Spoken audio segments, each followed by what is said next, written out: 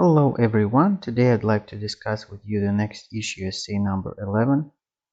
Write a response in which you discuss the extent to which you agree or disagree with the statement and explain your reasoning for the position you take. In developing and supporting your position, you should consider ways in which the statement might or might not hold true and explain how these considerations shape your position. Laws should be flexible enough to take account of various circumstances, times, and places. So my statement is that laws that entail some sort of punishment to the perpetrators should be flexible enough to account for various circumstances, times, and places in which the perpetration is committed. Thus, I agree with the statement. The first reason is here.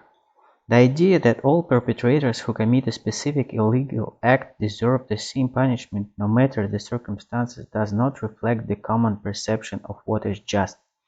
Depending on the specific details, perpetrations can be seen as more severe and less severe, and the common sense suggests that more severe crimes deserve stricter punishment.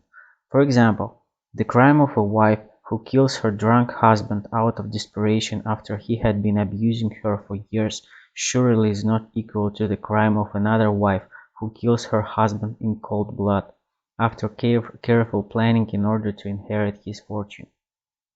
Sometimes the time and place can force a person to do things that he or she would never do under ordinary circumstances.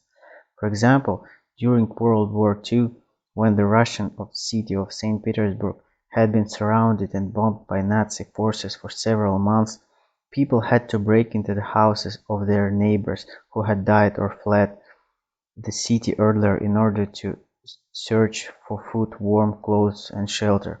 Though in peaceful times that would be considered a crime, nobody would blame them for trying to save their lives in those horrible circumstances.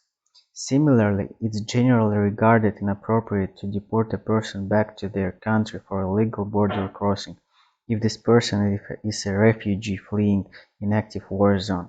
Therefore, taking account of the circumstances, times, and places of an illegal act is necessary part of serving justice.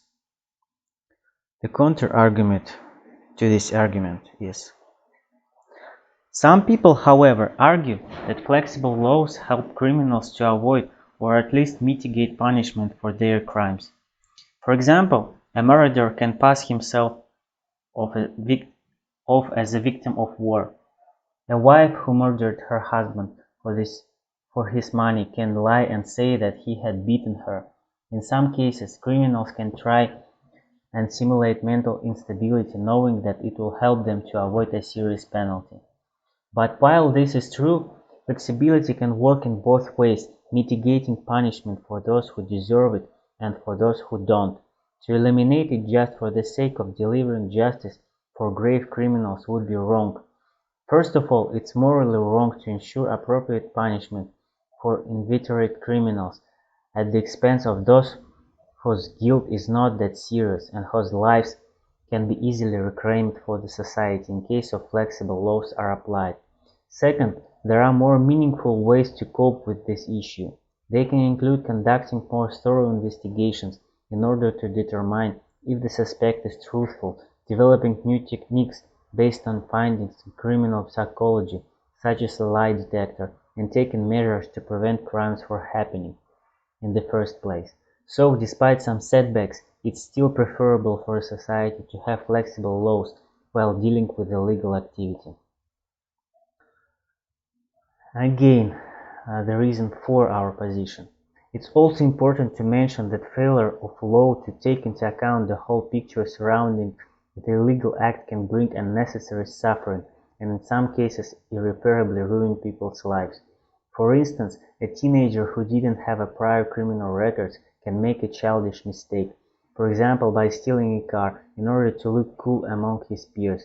If he is then judged by the same rules as an adult criminal, he will have to go to jail, which will deprive him of the opportunities to build a successful life in the future. He will waste some of his most productive years in confinement and will probably have difficulty finding a decent job after that. Sometimes punishment can have a negative impact not only on the perpetrators themselves, but on lives other people too. For example, if a single mother of little children goes to jail, her children who didn't do anything wrong have to suffer the loss of their mother. Surely, legislation has to have some special regulations for such circumstances, such as postponement of the penalty or changing it to a milder form to let the mother care for her children. Laws should not cause unwarranted difficulties for the perpetrators and their families. Thanks for watching. Please subscribe to support my channel. Goodbye.